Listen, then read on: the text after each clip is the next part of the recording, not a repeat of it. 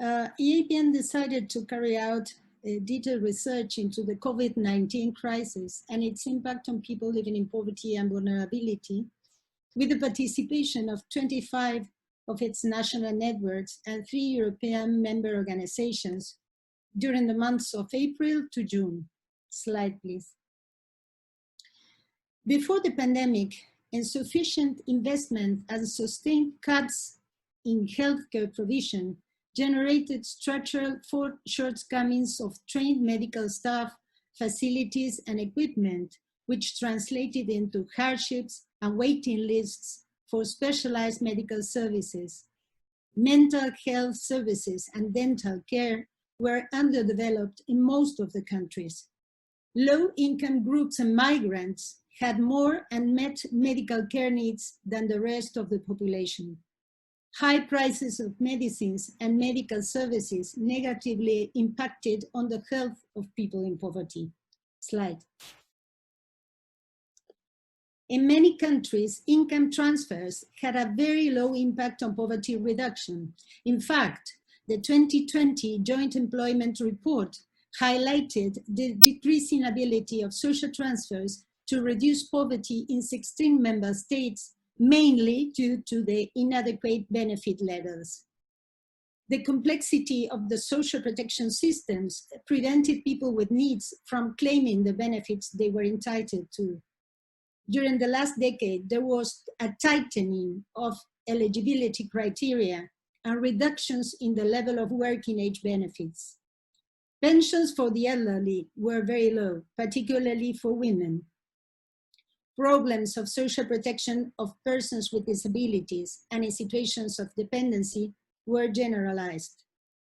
Child benefits amounts were low or had insufficient coverage in many countries. Even in countries with good coverage, there were setbacks in the recent years. Slide, please. Minimum income schemes were considered challenging in many ways for most of the countries. There were outstanding territorial differences.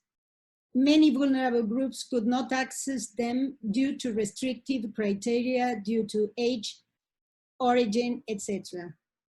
The complexity of the procedures means tested access, the long waiting time to get the first payment, the stigmatization of recipients, and other barriers also caused low take-up levels.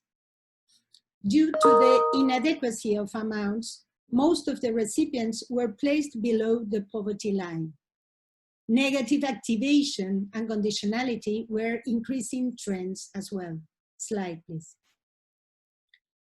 Deficiencies of coverage and adequacy of the healthcare, social protection, and income guarantee systems of the country before the eruption of COVID-19 favored the spread of the pandemic and the avalanche of negative social consequences on those already poor or at risk of becoming poor and vulnerable. Slide, please. These measures, judged positively in general, had a negative impact on people experiencing poverty who started in a situation of disadvantage with regard to other groups of the population. Due to poverty, for example, for indebtedness, lack of savings, precarious jobs, if any jobs at all, low amount benefits as main household income, because of prevalent diseases and disabilities, poorly perceived physical health, mental health problems, and low well-being level, insecure housing or homelessness. And also because they were victims of racial inequalities and poverty as BAME, Roma, and migrants. Slide, please. The vulnerabilities of the healthcare systems were highlighted by the COVID-19 pandemic, but this crisis also brought solutions for some of those difficult situations prior to the crisis.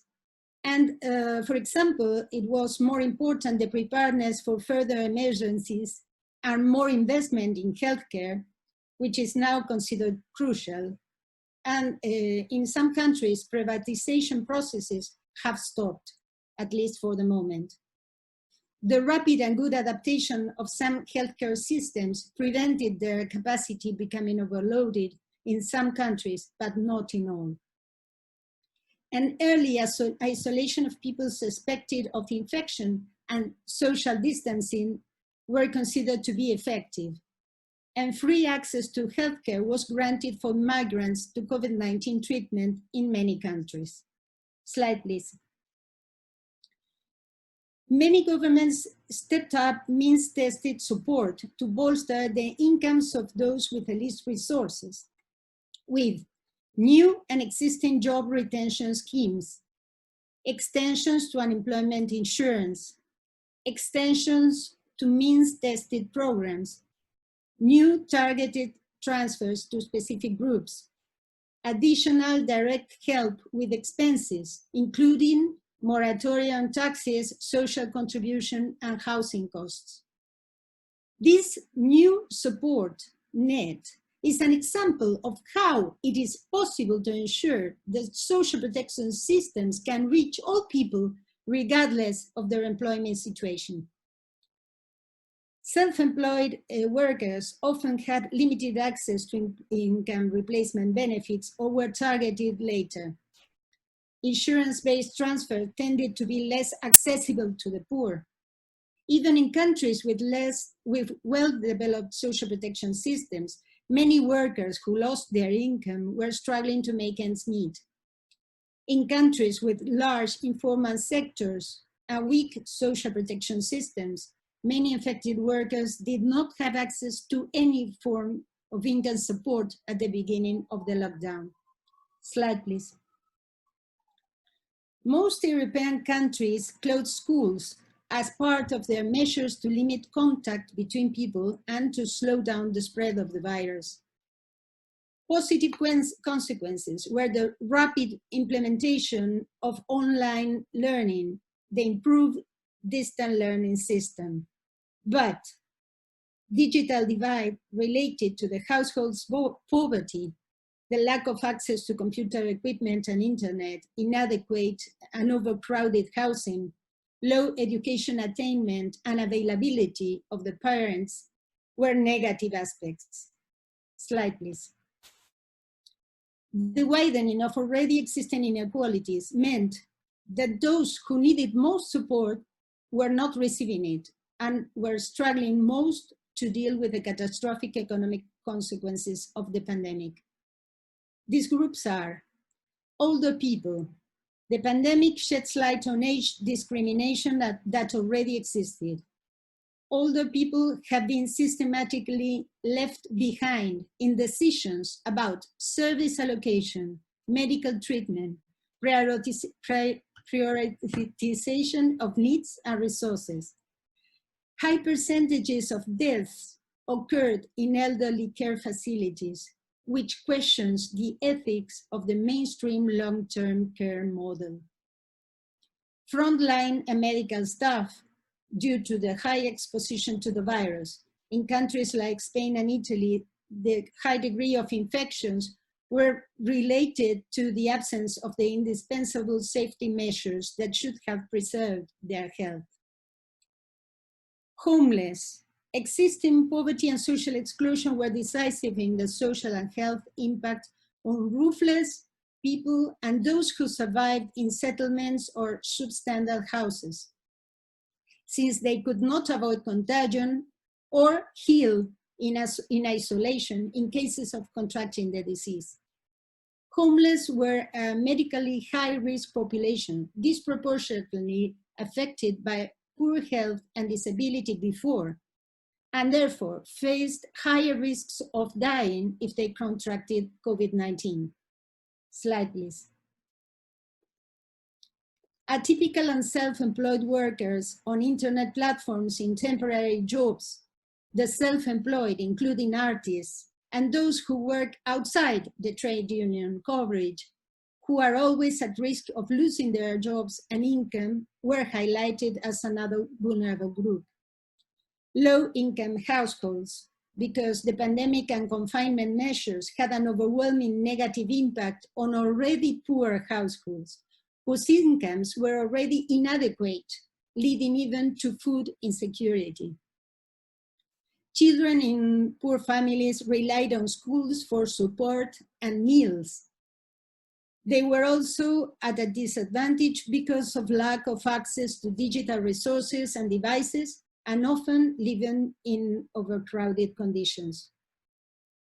Travelers and Roma experienced high levels of educational disadvantage, which was further reinforced through the closure of schools and dependence on distant learning, without access to any additional supports. Many had limited access to technology, lack of adequate space to study, and experienced intergenerational educational disadvantage. The closure of most business and a sharp increase in unemployment posed enlarged challenges to them compared to the wider population. Migrants and asylum seekers. This pandemic and the associated policy responses exacerbated existing structural racism and inequalities, particularly in the labor market, in housing, or in institutions such as the police, meaning that some groups are being hit harder. Slide, please. The COVID-19 virus provokes lower mortality in women than in men, but the consequences of the pandemic and the measures adopted meant an increase in gender inequality. Before the pandemic, women were already at a higher risk of poverty than men in all the surveyed countries, except for Norway. Women form the bulk of the health and social care workers, family caregivers, and low-paid workers such as cleaners. Single-parent families, majority led by women, are very vulnerable, and nearly half of them were at risk of poverty and social exclusion in the EU before the pandemic. Older women are more affected by the risk of isolation, as there are more older women living alone than men. Gender-based violence grew under lockdown or quarantine. Some groups of women face what is called intersectional inequality due to their sexuality, gender, class, race, ethnicity, and physical or mental ableness. Sexual and reproductive health rights, medical follow-up in pre- and postnatal care were disproportionately impacted by the health crisis and had a long-term impact on gender inequalities and women's health, making them more vulnerable to employment precariousness, poverty, and discrimination. Slide, please.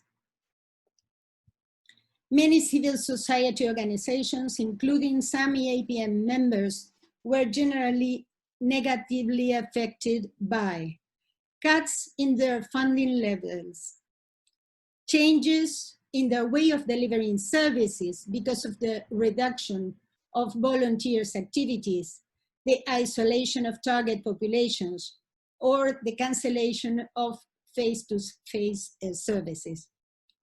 Also by changes in their ways of operation with staff layoffs, infected social workers, emotional trauma, and low morale. In some countries, NGOs were not offered protective equipment as well. Slide, please.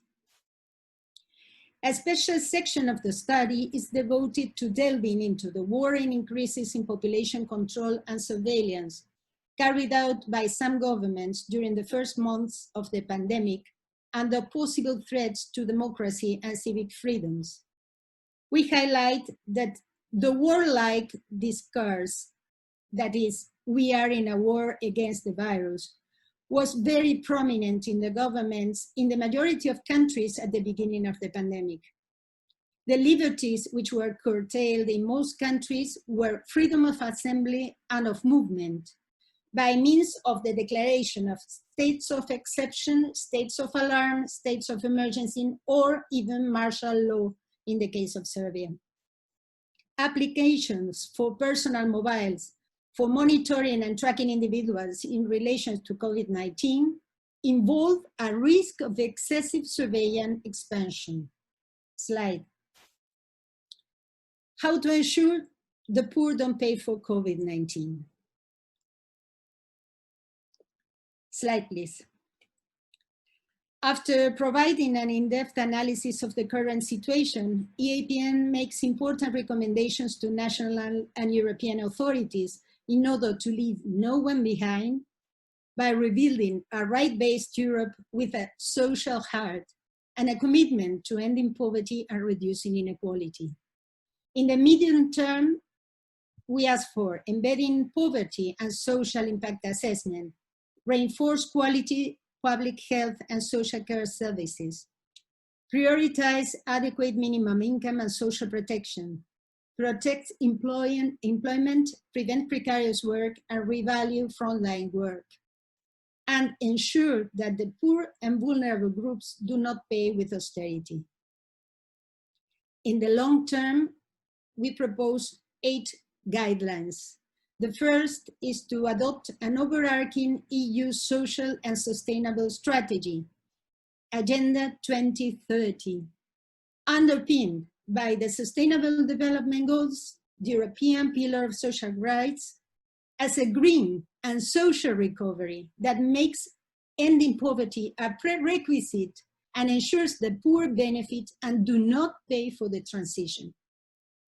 Second, agree an integrated EU anti-poverty strategy as the main goal and framework for the Pillar of Social Rights Action Plan in 2020 that reinforces integrated support to social rights to guaranteeing adequate income through quality jobs, adequate social protection and minimum income, and essential public and universal services, particularly healthcare, social care, housing, and education, with an ambitious poverty target of 50% and to ending extreme poverty, with specific targets and strategies for risk groups, for example, as the child guarantee underpinned by the 3-pillar investing in children approach, developing national strategies to tackle homelessness and housing exclusion based on housing first.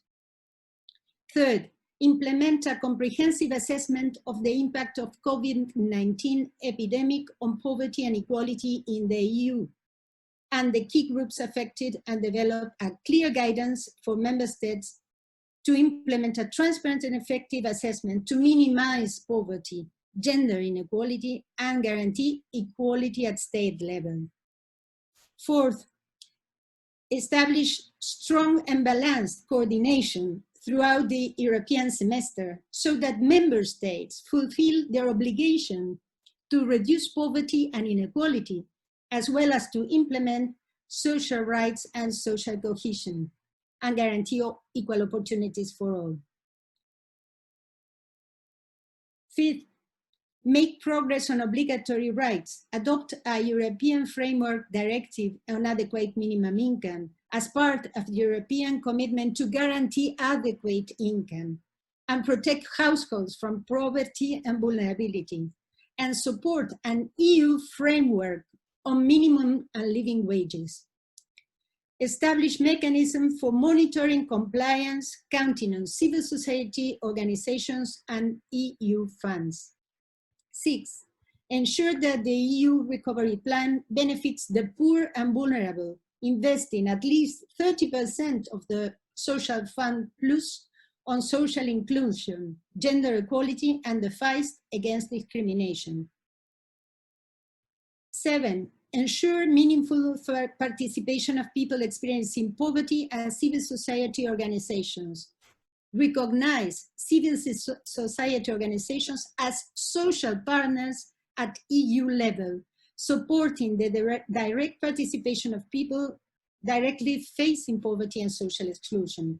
And finally, end the era of austerity in Europe and work towards a framework that prioritizes the fight against poverty and inequality, invest in human well-being, and in the preservation and protection of the natural environment that support us. Impose taxation that makes wealthier businesses and individuals help pay the costs of rescue and recovery packages. Slide, please.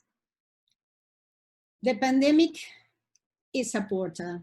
We can choose to walk through it, dragging the carcasses of our prejudice and hatred, our avarice, our data banks and dead ideas, our dead rivers and smoky skies behind us. Or we can walk through lightly, with little luggage, ready to imagine another world and ready to fight for it. Thank you very much.